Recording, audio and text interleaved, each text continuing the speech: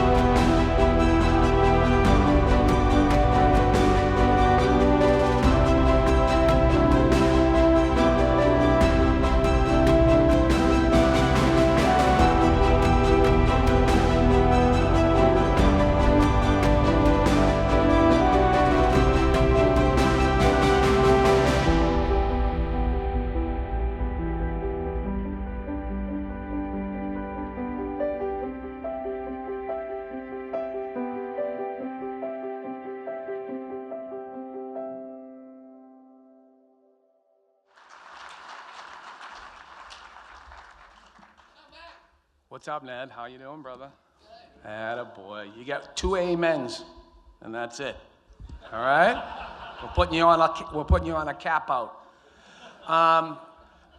Everybody under the age of 30, raise your hand. I do. Okay.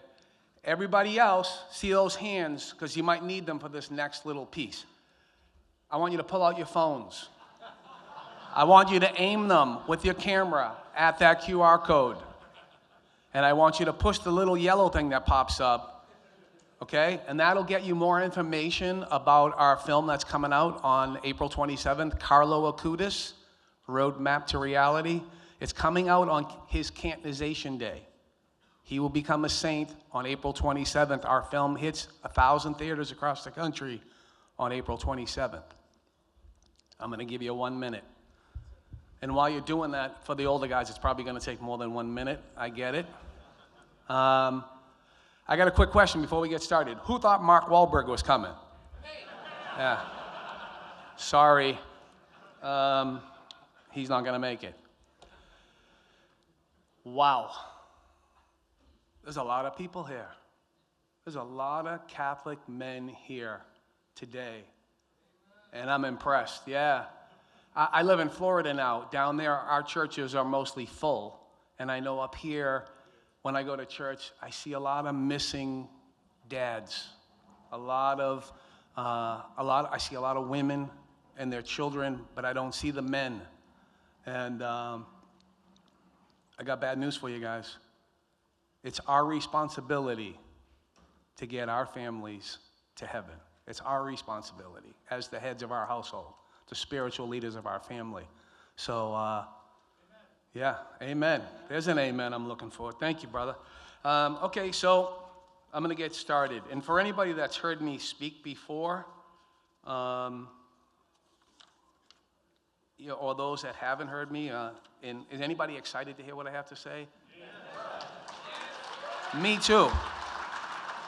Because I have no idea what I'm going to say. Because I did my job. I did my part. I went in, I spent some time with Jesus, I was prayed over, and now I trust in the Lord, I trust in the Holy Spirit that the words that he wants me to say will be said, right? And I'll tell you what I prayed for in there. I prayed to be freed from the desire to be esteemed, free from the desire to be liked or any of those things.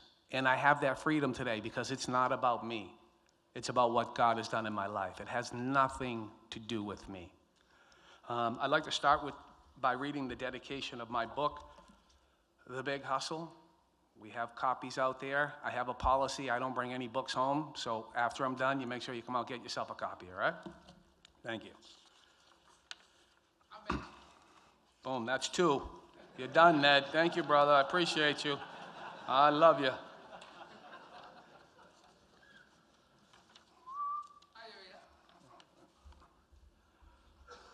This book is dedicated to the women who have impacted my life and, in fact, saved my life.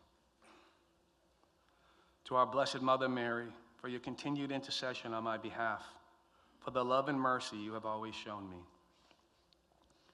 To Saint Mother Teresa, for your yes to our Lord and to the poor and forgotten. Your kindness and mercy changed everything for me. To Mother Alvera of Comunidad Chanacalo, for your sacrifice, your service, and your joy. You have been a reflection of God's love and mercy for me and my family, as well as thousands of other families you have touched. To my mother Alma,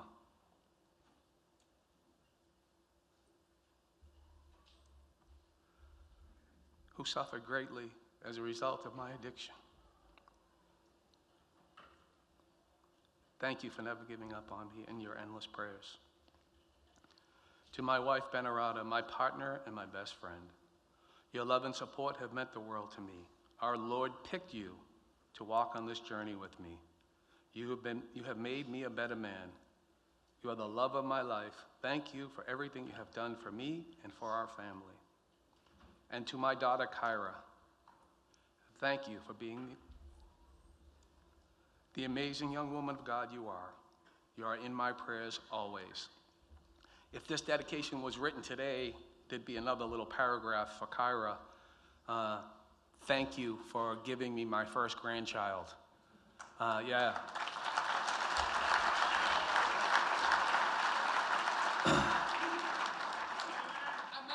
Amen. Yeah, Cruz is his name. Cruz came 2 weeks early to be born on Grampy's birthday. Yeah. And he's beautiful, and it's just an absolute miracle. I collected on a bet a couple of times when I was 18 years old. The bet was that I wouldn't live to 18. And now I'm a granddad. God's plans are so great and so much bigger than our own plans for ourselves. So Mark introduced me, and I just want to say, Mark, thank you for your friendship and at times your mentorship, and also for your dedication in your hard work. Right? Mark, the rubber hits the road, man. He's doing the work. There's like 700 guys here. You know how much work that takes to get 700 guys?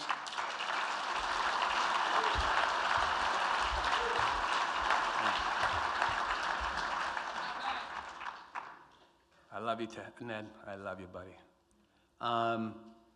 So yeah, I grew up in Dorchester, spent so much time in Quincy, spent so much time at the Quincy Quarries, many times in complete blackouts, jumping off those 100-foot jumps. It's a miracle I'm alive. But I am a product of the Boston Public School system, which will explain a lot. I went to school during the forced integration of the Boston Public School system.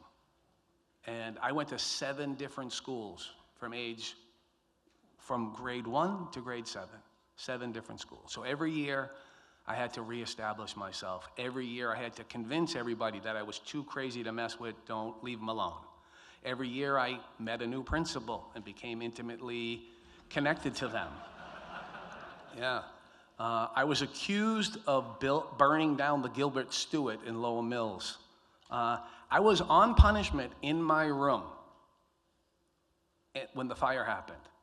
And my mother knew that I was in my room on punishment, but she still wasn't convinced that I wasn't responsible for that thing. Yeah. And we went from that school, because it burnt down, to the Taylor School up on Morton Street, across from the Mattapan Projects. And my desk was next to the principal's desk for a period of time. He just wanted to keep a close eye on me, just make sure. My last year of school, I went to the Martin Luther King in Dorchester on the Roxbury border.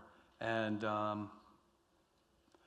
at the end of the school year, I saw the principal as I was heading to the bus. And he made a comment like, you know, have a great summer, good luck in the new school, because he knew I wasn't coming back there next year. I was unwelcome there at that point. And I went home that day. Dinner in my house was 5 p.m. If you weren't there at 5 p.m., pretty much you weren't getting a meal, right? And so I remember sitting down to dinner, and my mind was in the streets. I was 12 years old, and I was thinking about all the fun I was going to have tonight, my first night of the summer. And ate my dinner, started getting ready to scoot out the back door, and my dad stopped me. And he said, now you remember, when those street lights come on, you better be in this house or don't bother coming home. Now that sounds a little harsh, but by the time I was 12, I had already been arrested a couple of times. I'd already run away a couple of times. I'd been suspended from school. Like, I was a veteran already at that point. And so I said, oh no, Dad, of course, I'll be here when those street lights come on. Don't you worry about a thing. And out the door I went. And I was at the Lean School on Bailey Street in Dorchester with my friends. And, you know, the music was playing, we were drinking, we were smoking cigarettes, there were girls there. I mean, it was the perfect night for a 12-year-old boy. And I was literally this big, and I weighed 100 pounds maybe. And, you know, I remember looking up and seeing those streetlights starting to flicker. And I made a decision at that point. I chose those people, that Budweiser, that Newport cigarette, the music, the girls. I chose them over my mom, my dad, my 8 brothers and sisters, my dog Scooter. I made a choice. I wasn't gonna make it home. And I heard the warning when I walked out the door. So I didn't go home again until August. That was June, middle of June. And most of that time, I lived outside, you know? It was summertime, so I could justify it in my mind. I was sleeping on a lounge chair behind O'Brien's liquor store, or I was sleeping under somebody's front porch that I knew, or in their hallway, or occasionally friends would take me home. And I spent every single day of that summer in Quincy, at the Quincy Quarries. And that was my bath, that was my shower. All day long, jumping off every jump. People thought I was insane, because I was hanging around with guys that were 18, 19 years old, doing everything that they did. And, you know, during that summer, my relationship became much closer and more intimate with the local police station and with Judge Dolan up at Dorchester Court. And, you know, by the time that summer ended, I was committed to the Department of Youth Services. I became a ward of the state. That means that no longer were my parents in charge of making decisions about me. That meant that the state was in charge of making decisions about me. And I started a life of, you know, my teenage years were in and out of juvenile detention, in and out of group homes, foster homes, shelters for kids, homelessness, and I just continued to build my resume of arrests. And, you know, I would go to Dorchester Court, and they would bring me in, and Judge Dolan would say, what are we gonna do with you this time, Jimbo? Right? He was calling me by my nickname at this point. Like, we were very familiar with each other. And, you know, I had sort of my own fleet, if you will, of state workers, like a social worker, a counselor, a therapist, all these people, young, energetic people, that were all eager to help me get my life together. And I can remember literally sitting at a table with all of them, and they're all just, asking me, what can we do for you? How can we help you? And inside, I had no idea what was wrong with me. I just thought I was crazy. I wanted to scream out, help me, but I couldn't. I was too afraid to ask for help. And I had, people talk about having a low self-esteem. I basically had no self-esteem, right? So the truth of the matter is that while they were asking me, how could they help me? In my mind, that voice was telling me I'm not worthy of that help, And that was the music that played in my head my whole life, I also, one of the things that hurt me deeply during that time in my life was the shame that I brought to my family. When anything happened in my neighborhood, anything was missing, anything got stolen, anything got broken, somebody's house got broken into, my name was always the first name to pop up on the radar, right? And my siblings, they had to deal with that, and I can't imagine that was an easy load to carry. I can also tell you that on many nights that I spent, everything was always fun at the beginning of the night, we were drinking and smoking, and then one by one, my friends would leave. Until the end, it would just be me, alone again, And, there were times that I would, go look at my house, or I would watch my mom. My mom worked at night. 9 kids. She worked at night, overnight in a bank in downtown Boston, and she would walk down our street and walk to Ashmont Station by herself and get on the train and go in town and go to work. And there were days or evenings or nights that I'd be cold and alone and just desperate for warmth or whatever it was, food, love, anything. And I would watch her walk down the street, and I would want to call out to her, but I just couldn't, man. I was just so afraid, so consumed in my own sadness, my own brokenness. So by the time I was 17, I was in juvenile detention. I picked up a nickname in juvenile detention. They used to call me Walpole because it kind of rhymed with my name, Wahlberg, right? Yeah. And I used to think that was funny, and I would say, yeah, you guys are crazy. When I'm 17, I'm going to join the Army, get a job. I'm going to do something. I'm going to get my life together. Well, I was 17 about 5 minutes, and I got arrested for armed robbery, and I was no longer a juvenile. And so I went to court, and they were talking about sending me to Walpole State Prison. And I was like, what are you talking about? I've been doing this all my life. This is nothing. You want to send me to Walpole? And they're like, well, you're not a juvenile anymore. We're looking at your record here. You are a career criminal by this point. And ultimately they did. They sent me to Walpole State Prison at, I don't know, I'm not sure I was 18 yet. And they gave me a 3 to 5 year sentence. And when I got there, you go to a classification meeting, and they sit you down and they tell you, if you're good, if you behave yourself, you'll go to medium security, minimum security, pre-release, you'll get a job, you'll get your life together, you'll be rehabilitated, and off you go. And I was like, wow, that all sounds really good.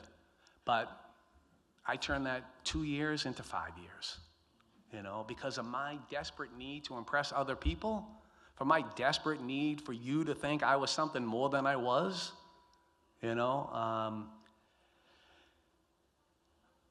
in Walpole State Prison, and in Walpole, for those of you that don't know, and I think there might be 1 or 2 of you that don't have an intimate knowledge of it, everything is very segregated and separated along race and ethnicity and religion and color and neighborhood. And so I can remember walking through the chow hall or the cafeteria at Walpole State Prison. And I grew up in the system, so I knew a lot of people. And at every table I went by, there would be a different group of people from a different place or with a different background. And I would walk by and I would say hi to somebody and have a little conversation with them. And at every table that I went to, I was a different person. I was who they wanted me to be. So if I went by the table and it was all the wise guys, all of a sudden I was talking with my hands like I was from the North End, right? Or if it was Spanish guys, I had just a hint of a Spanish accent, right? That's who I was. My whole life was spent trying to get somebody else to like me, somebody else to love me, somebody else to want me around, or somebody else to think I was something, again, that I more than I was. And because of that desperate need to please others, I was always in the middle of some kind of trouble. And so I went, instead of going from maximum security to medium security to minimum security, I went from maximum security to the hole. And there I stayed. And I did 5 years, and about 4 of it I did in 23-hour-a-day lockup. And we came out 1 hour a day, waist chains, leg irons, and we walked in a dog kennel. There was a line of dog kennels, fence on top, 6 feet wide, probably 40 feet long, and you just paced back and forth, and that was your exercise. And man, I adapted to that really quickly. I adapted to being deprived of sunlight, being deprived of human contact, and just, all my communication with other guys was yelling from one cell to another. We never saw each other. We never really were face to face. We were never in the same room together. And, I would do things even there to please those other people. I would get myself in more trouble and more trouble and more trouble, and they would just keep adding more time to the time that I had in the hole. And I think I was in the hole about 3 years, and they came to my cell and they said, "You have a visit." And I said, "You are definitely at the wrong cell, because I have never had a visit. Not possible. Nobody's coming to see me." "No, it's you. You got a visit." So they put me in my waist chains and my leg irons. I had my orange jumpsuit on. They brought me to the little small visiting room, which is about the size of a cell, and my mom was sitting there. Yeah. And my language, everything began with an F. I was an animal at this point. And, I walked in there. We had a very brief conversation. She got emotional, and she said, "I have to go." And she left.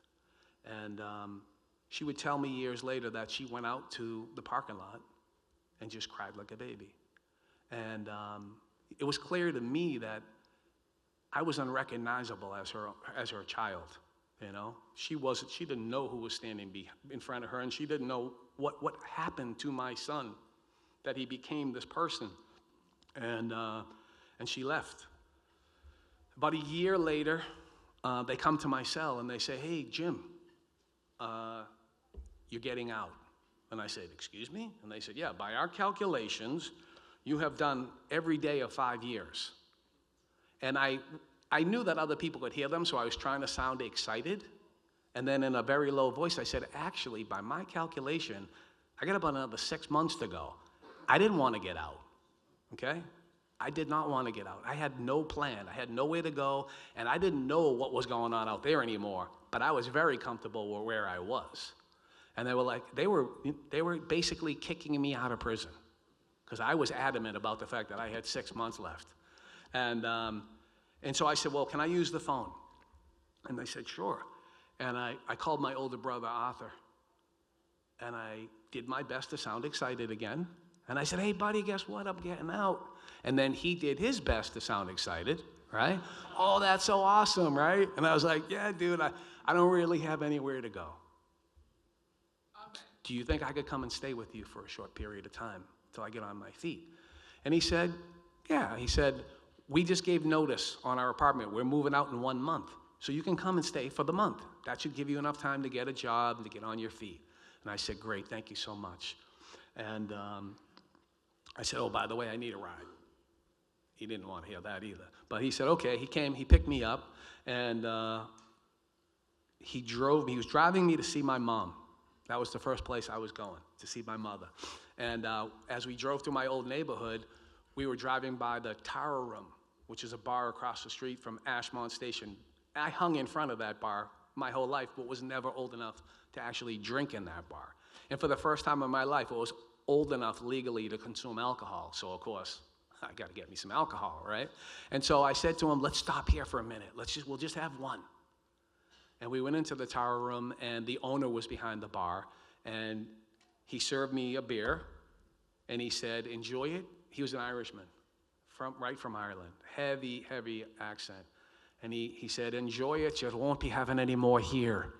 And he allowed me to drink that beer, and he kicked me out. Apparently, just before I went to prison, I had done something to him in a blackout that I don't remember. I think I broke the window on his car or something.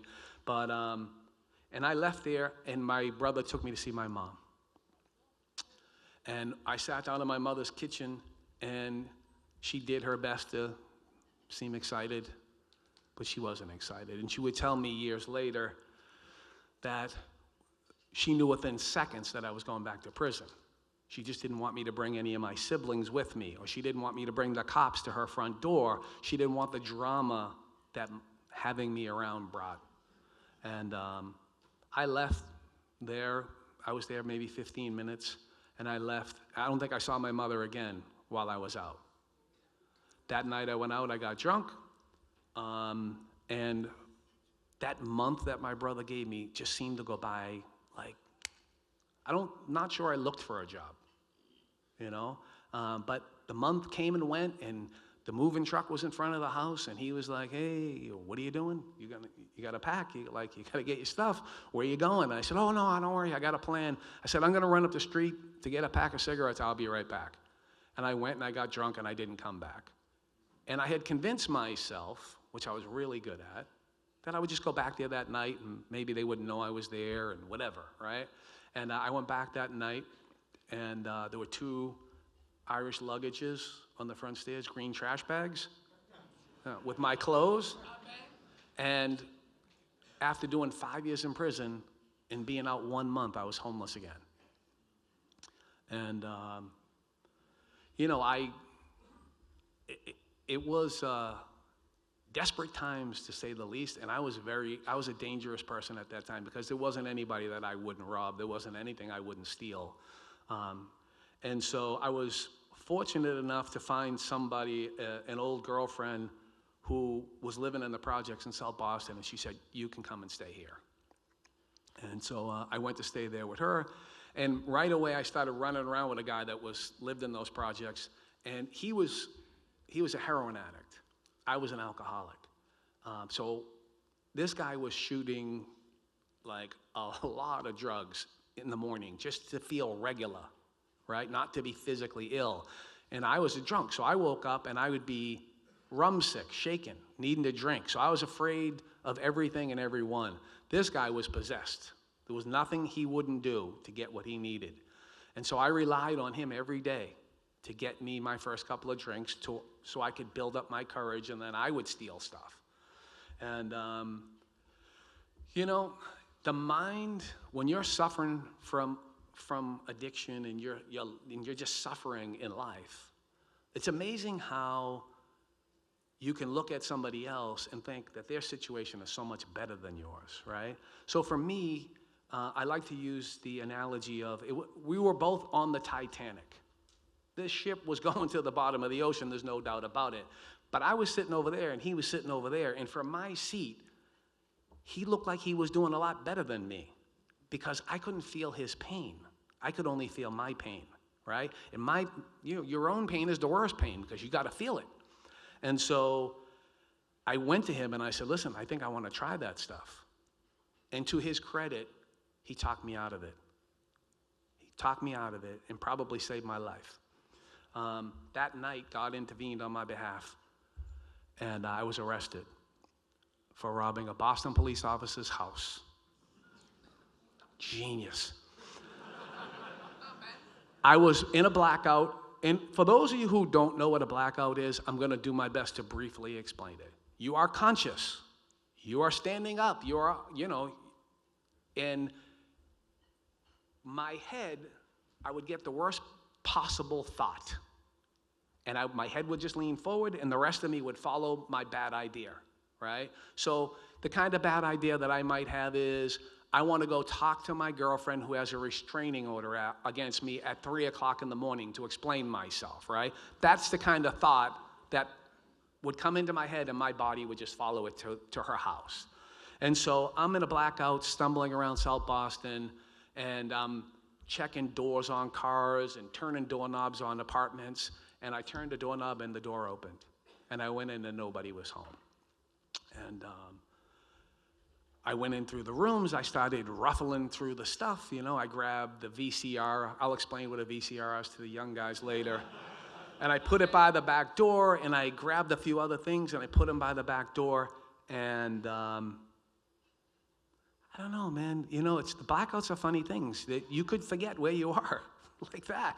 And I kind of forgot where I was, and I said, maybe there's a beer in the fridge. And I opened the fridge, and I grabbed the beer, and I popped it, and I sat down at the kitchen table, and a pretty good chance I put my feet up, you know, and I started drinking the beer, and I think I probably dozed off a little bit. And the next thing you know, I wake up, and I'm in the police station, covered from head to toe with blood with no idea why I'm there. I'd love to tell you that was the first time that ever happened to me, but it wasn't. And a cop walked by my cell, and I tried to ask him a question, and he started screaming at me.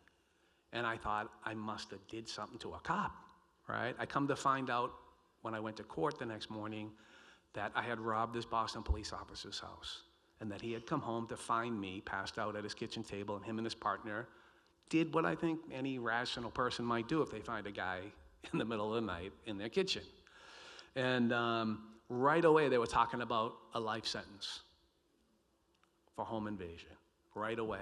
And it was the cop that spoke up on my behalf. He was like, a life sentence? He's like, the kid's a mess. Why don't you get him some help? Like, he thought maybe 6 months, a year, or he was happy with the beating he gave me, right? It was like a neighborhood thing, right? I might not have been the first guy he found in his apartment. It's a pretty good chance of that, right? And so he helped me a lot, ultimately, right? Just by saying it was completely ridiculous that you would want to send me away for the rest of my life. Ultimately, I pled guilty, and I received a 6 to 9 year prison sentence. Yeah. And right away, I started doing the math on that, right? I was like, if I do 9 years, I'm going to be older than 30 when I get out of here, and that's prehistoric.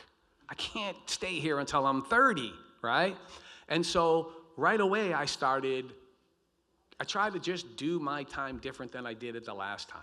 I just tried to keep my mouth shut. I just tried to create the illusion that I was trying to become rehabilitated. And believe me, I was USDA certified full of it, right?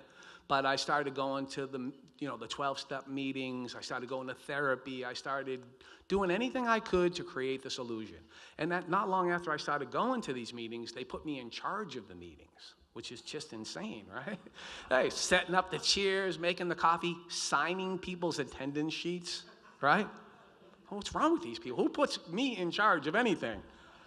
I want to tell you that I was amazed by what I was seeing, right? I was touched by what I was experiencing in terms of these meetings and guys coming in from the streets and sharing their experience, strength, and hope with the destitute, right? Guys in prison.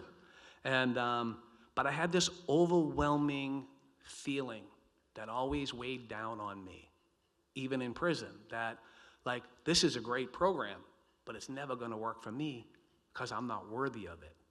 If these guys really knew me, I wouldn't even be welcome here. That was my inner monologue, constantly. I wasn't fooling anybody. I fooled one person, the Catholic priest, Father Jim Freitas. He was fooled, apparently. And he came up to me. I was walking through the yard, and he came up and he said, "You're Jim Wahlberg, yeah?" And I said, "Yes, I am, Father." And he said, "Boy, I hear good things about you." And I was like, "Really?" And he said, "Yeah, I hear you're really trying to get your life together." He said, "I have a job opening in the chapel. Would you be interested in this job?" And I looked at him, and he was a little, frail, thin little man. He was smoking a cigarette. Back then, priests smoked cigarettes. It was awesome. And And so I said to him, I said to myself, not him, I said, he's got cigarettes. That's a bonus, right? And I started thinking about all the ways that I could manipulate this poor guy, because clearly he's not that smart, right? Because he thinks I'm trying to get my life together. He's completely fooled here. And so I said, yeah, Father, I would love to have that job. And I was working in the chapel a couple days, and I came up with a brainstorm. I said, Father, I got a brother. Apparently he's in some kind of a singing group. Yeah, and they're selling cassette tapes. I'll explain those to the kids later. At Tower Records. And I'll explain that later as well, what a record store is. And I said, Father, is there any way that you could bring me a cassette tape? I said, man, I haven't been a very good brother. I've never supported my siblings in anything. I'd really like to be supportive. And Father said, yeah, of course, no problem. And the next day, Father Jim Freitas broke the law for me. He smuggled in a cassette tape. And you would think that I would be grateful, right? But my first thought was, what am I going to get him to smuggle next, right? Because that's the way I thought, right? My constant thought when I interacted with people was, what can I get from them? What can I get out of this situation? I'm not much, but I'm all I seem to think about, right? And Father comes to me probably about a week later. He said, Jim, listen, we need to do a better job cleaning the chapel. I need the chapel cleaned for Mass on Sunday morning. So why don't you come here on Saturday evening so you can make sure that the chapel is clean for the Mass?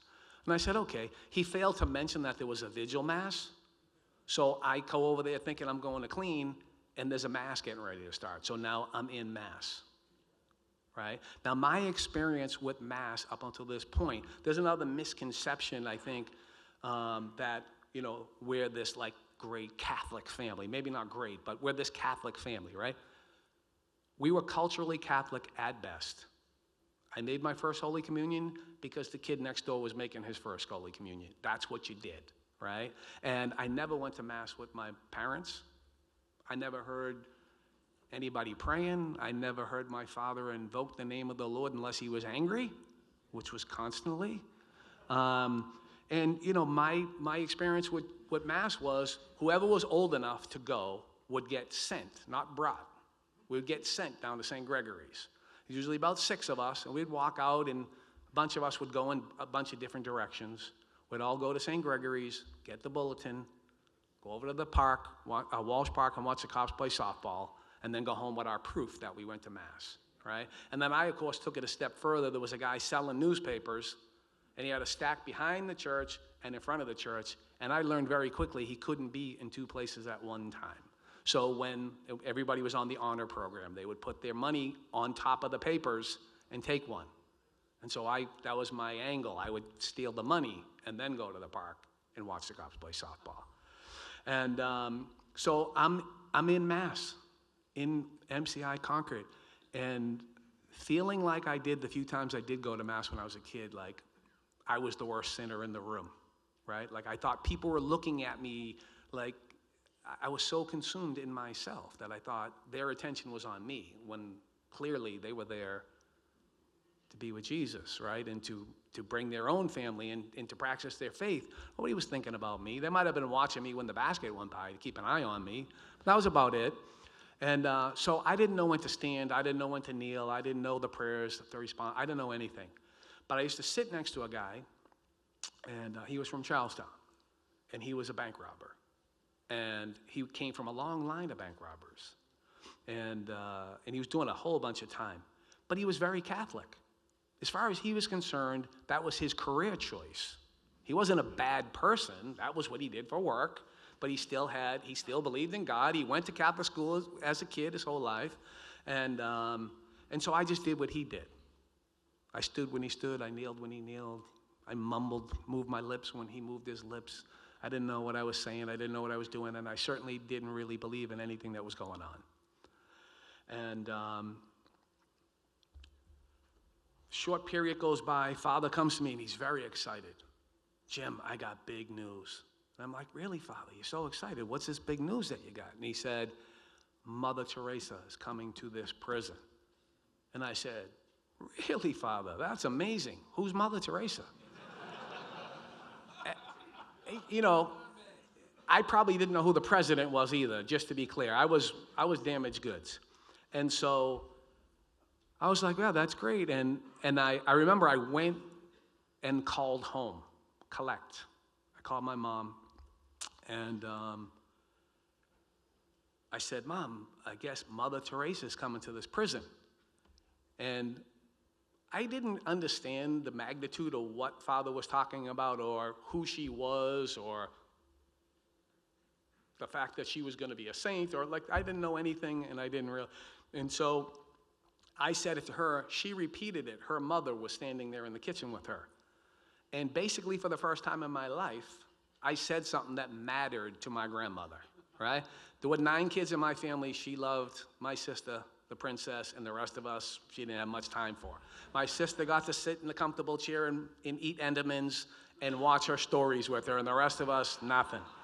And my grandmother started like yelling, oh, get me a rosary. And like, so I was like, literally, this is how I found out that it was important, because I never said anything to this woman that mattered, right? And so I started to do a little investigating. And the best I could come up with was that it was an important occasion, not a holy occasion, an important occasion. And because I had no concept of what holy was or who was holy or any of those things. And so, time goes by, 2 weeks, and it's time. It's the day. She's coming. And I'm in MCI Concord. I'm in the prison. And just to give you a sort of an understanding of what that looks like, right? It's basically like a college campus, except it has 40-foot walls with razor wire on the top and a bunch of fences, and everything's locked up real tight. And so I'm standing there talking to somebody, and the front door of the prison is like over here in the corner, and I always had a tendency to sort of keep an eye on the front door, right? Because on the other side of that door was freedom, right? And so I remember I saw the door crack, and it started to open, and I saw a bunch of people coming through the door. And I could see that they were wearing suits, so I knew they were important. And as I got a little bit closer, I could see it was like the governor, the warden, the head of the Department of Corrections. Like, it was all the big shots.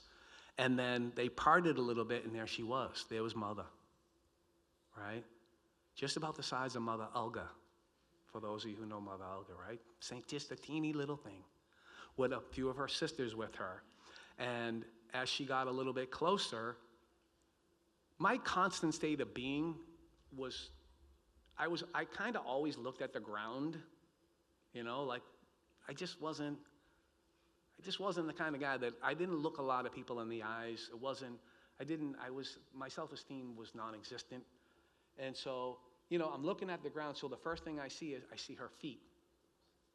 And I see her toes all crumbled up in her sandals that look like they're 200 years old. And then I look up a little bit more, and I see she's wearing this ratty old sweater with moth holes in it. And then I look a little closer, and she had pockets right here.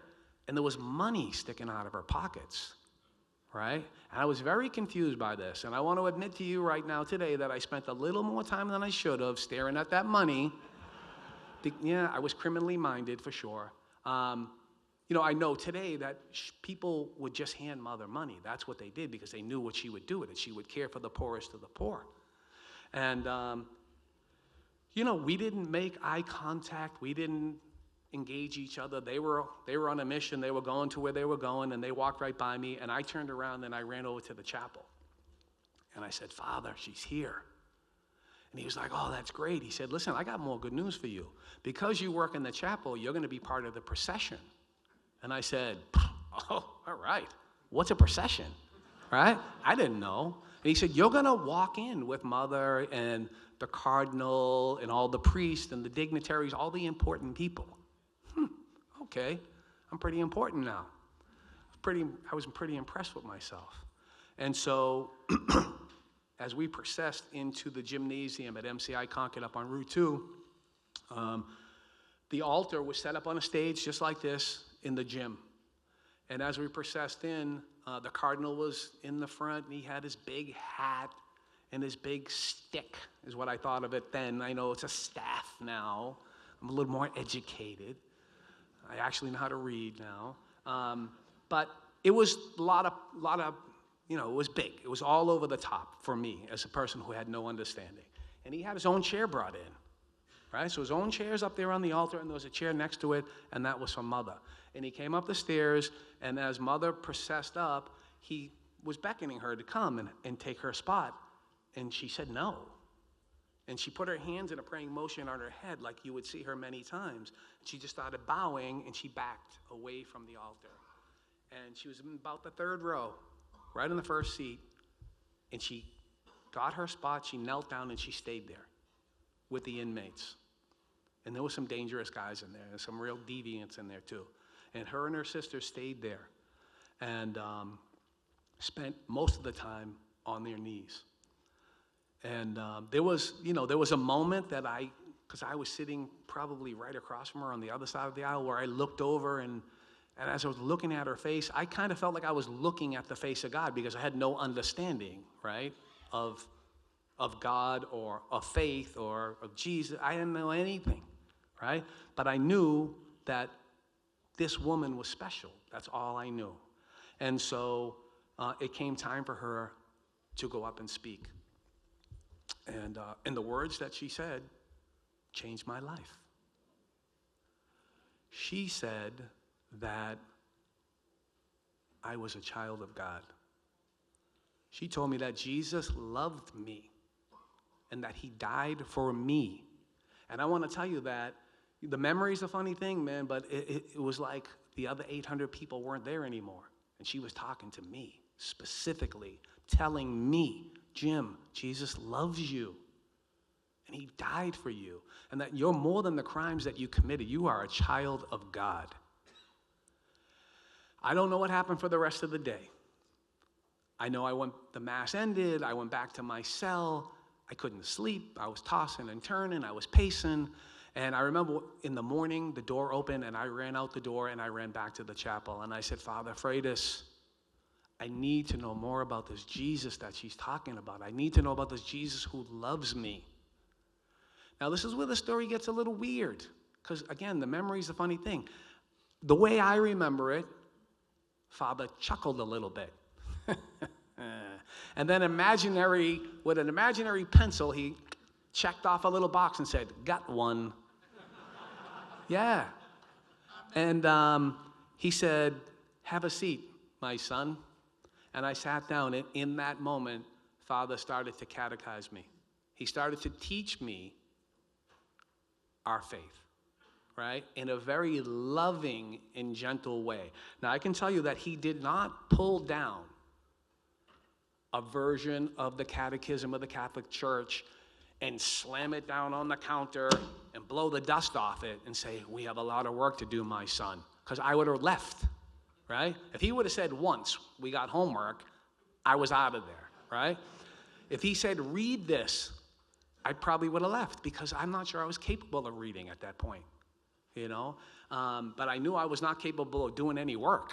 That's for sure. I was not capable of putting effort forward, right?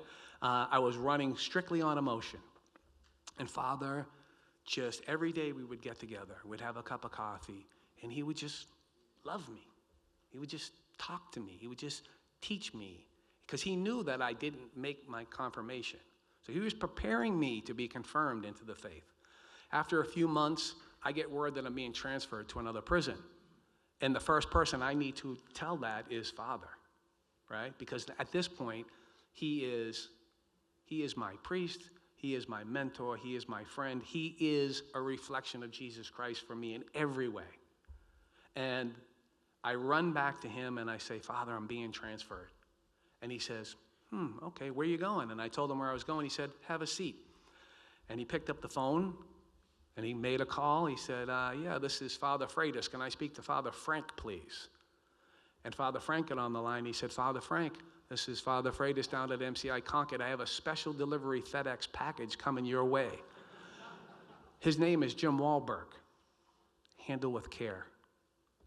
And he told him where I was in the process, in the journey. And when I got to the next place, Father was waiting for me. And that's not happening, right? Yeah, all right. He's holding up a clock. Forgot about it. Yeah. So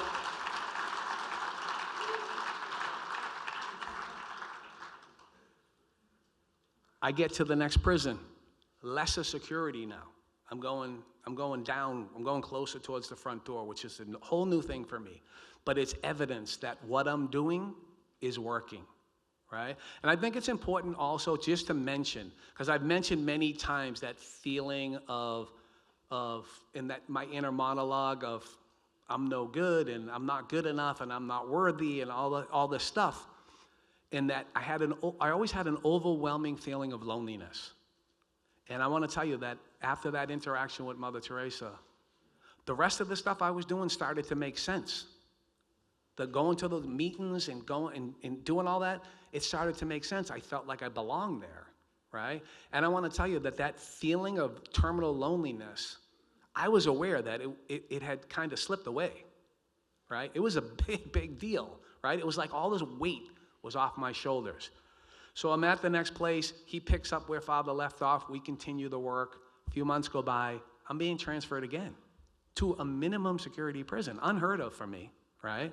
But more evidence that what I'm doing it's working. People were saying to me, wow, you look different. You sound different, you know? And I don't know. In my mind, I was getting closer to the front door, but I didn't think I was going to stay out of prison. It's what I did. It's who I was. I didn't know any other way. I go back to Father Frank. I said, I'm being transferred, Father. He says, okay, have a seat. Picks up the phone, does the exact same thing Father Freitas did, calls the priest in the next prison. And I get there, and he's waiting for me. And he picked up where they left off. And after a short time, he said, you are ready now to be confirmed into the Catholic Church. And I said, well, that's amazing. And he said, and because you're a minimum security, we're going to have a party. Like, you can invite your family members. You can, your friends in the prison can come, right? Like, we're gonna have a really good time. And I was like, wow, this is so great. And so, of course, the first person I call is my mom. Collect. Hey, Mom, I'm gonna make my confirmation, and I'd really like it if you could be there. And I heard the hesitation in her voice. Yeah, I don't know. I'm not sure. And she said, why don't you do this? Give me a call tomorrow. Let me think about it. And of course, I understand. My mother went right back to that time when she visited me, and I horrified her, right? That's what her experience was. And she said she would never visit another one of her children in prison. And now I'm asking her to come. The next day I called her, and I could hear the reluctance in her voice, but she said, yes, I will come. And she came to my confirmation the next day or the next week at Plymouth Forestry Camp. And,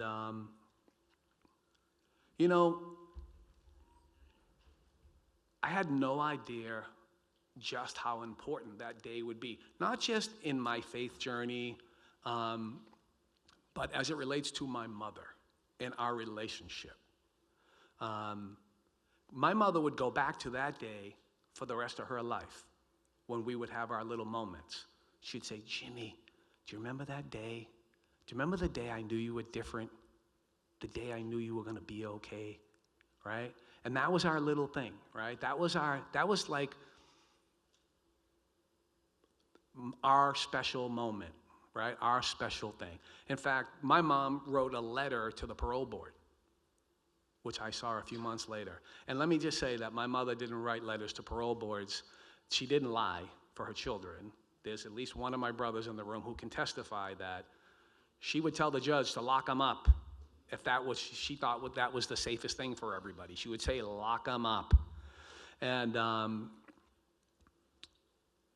she wrote a letter, and so I'm there, I'm in front of the parole board, and I'm on there giving them the old easy does it, keep it simple, I found Jesus, let me go, right?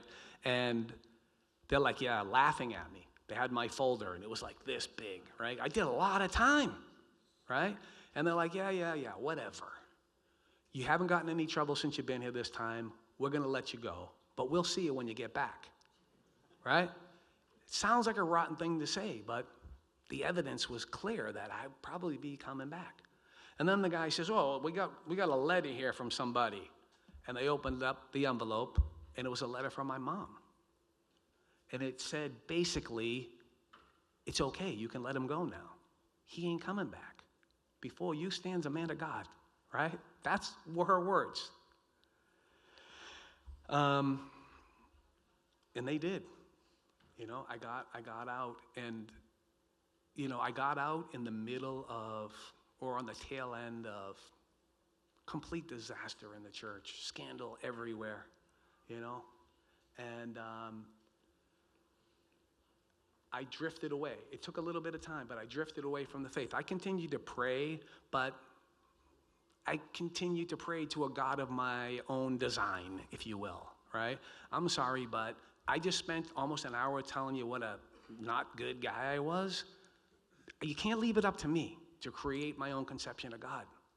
I need the one true God, and that's Jesus, right? That's what I need. Sorry if that, I guess I don't have to apologize to a room full of Catholic people for that, do I? But that's the way it is, and I'm not apologizing for that, right? And so, Amen.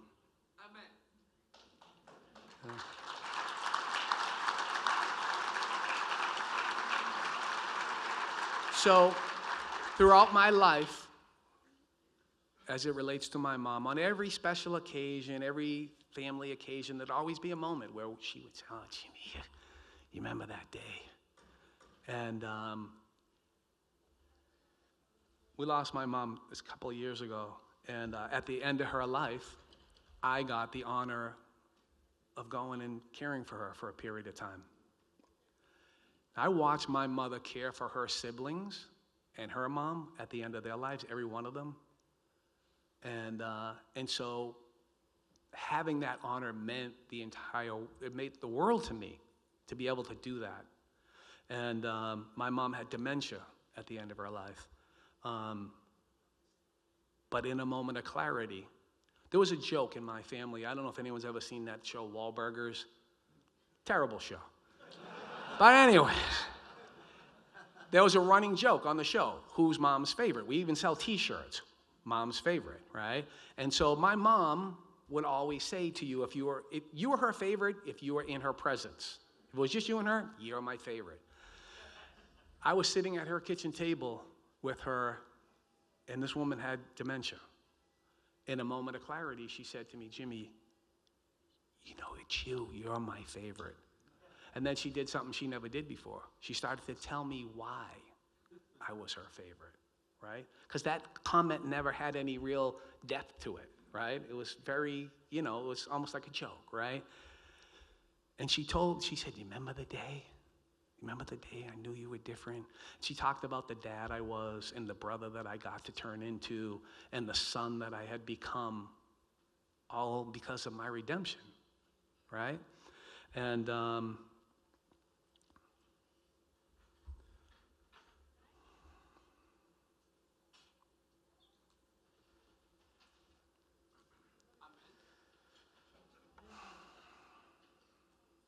I don't know, brothers. Listen, I started earlier with the fact that we are responsible for getting our families into heaven.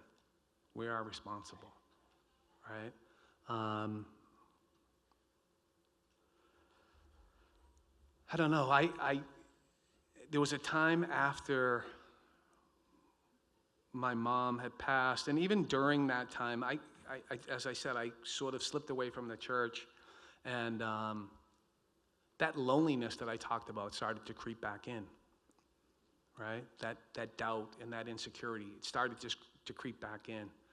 And my wife came up with a great idea. She said, "We're going to move to Florida. You can come with us if you want." I had 3 kids, right? Like, we're getting out of this town. And so, of course, we moved to Florida. And I moved to Florida. Nobody knows me in Florida. Nobody knows I'm an alcoholic. Nobody knows I'm this ex-con, or I can reinvent myself, And so here I am. I'm not going to church. I'm not living the life that I'm called to live, and I'm empty again, right? I'm spending more and more time isolated from my family, more and more time in my room, letting my wife do the raising, and my wife would go to church on Sunday, and I would drive them over and drop them off. I would drop my family off at Mass. After the experience I had and the healing that I had, I was dropping my family off at Mass. My wife was with the clock. Where are we at? We're just going? All right. During that time, my wife went on a retreat and had a conversion. A really powerful conversion experience.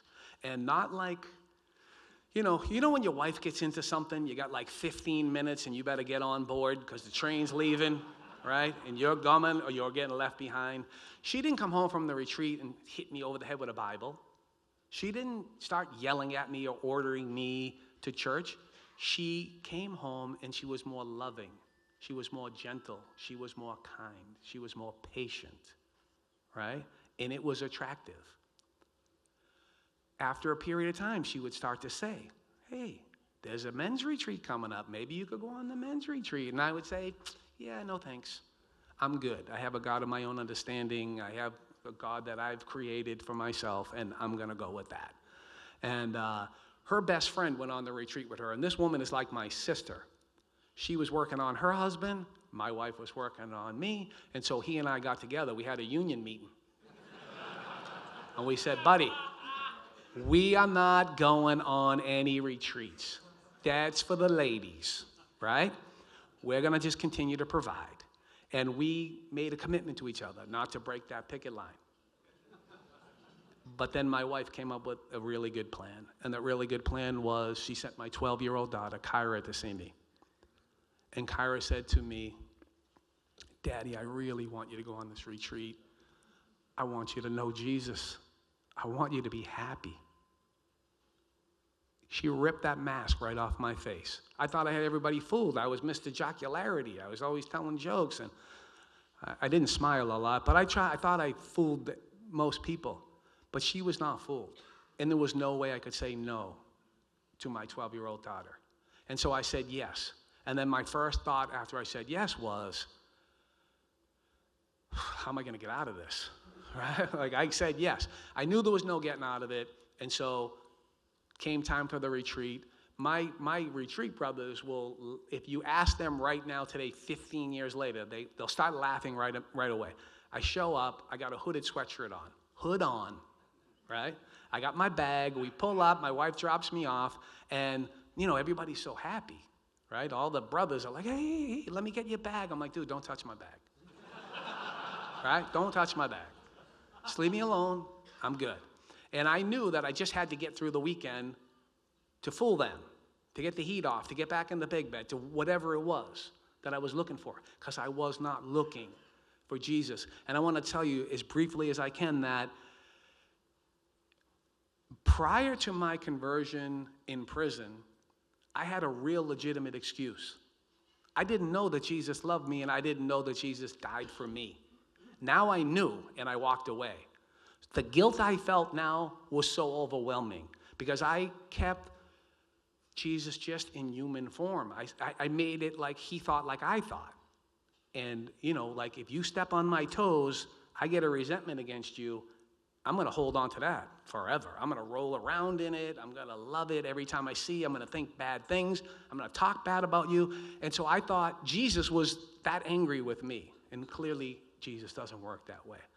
I go to the retreat. At a certain point in the retreat, I'm really wrapping it up right now. During the retreat, it's almost like I had an angel and a devil on my shoulders. Devil's like, bro, this is so weird. You got to get out of here. These people are weird. And on the other side, I just kept hearing in my own voice, don't worry. What are they going to do? Kill you?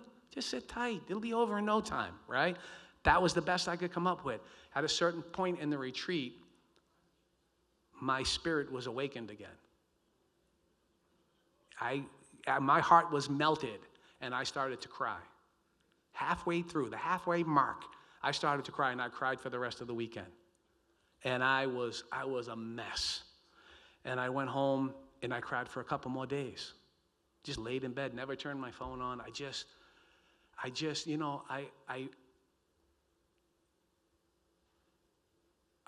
needed to peek in Jesus' direction.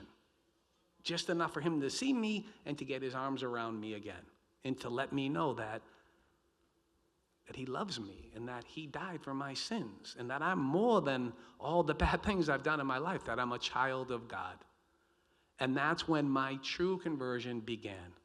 And I would love to share with you what's been going on for the last 15 years, but Mark will kill me. Brothers, in a little while, you're going to be offered an opportunity to go to reconciliation, to go to confession. Don't miss that opportunity. Do not miss that opportunity for healing. And know this, there's nothing that you can say that priest hasn't heard already, and he's forgotten 1,000 times, because he is a reflection of Jesus Christ there to offer you absolution. Thank you, brothers. God bless you.